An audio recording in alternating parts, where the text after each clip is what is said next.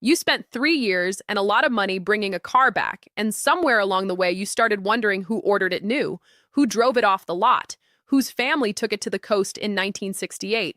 This search is real, and it's more achievable than most people think.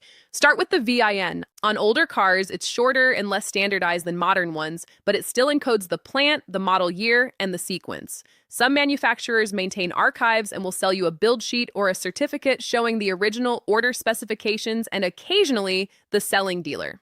The build sheet itself is often physically in the car.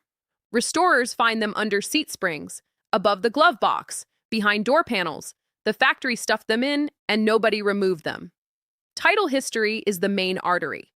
Every transfer created a record, and while DMV records aren't open to the public for privacy reasons, there are permissible-purpose paths for legitimate research, and older title chains sometimes surface through registries and marque clubs. The dealer is a great lead. Dealership records, local newspaper ads, and marque club archives frequently identify early owners. Then it's a locate. The original buyer may be 91 or may have died in 1994, leaving children who remember the car vividly.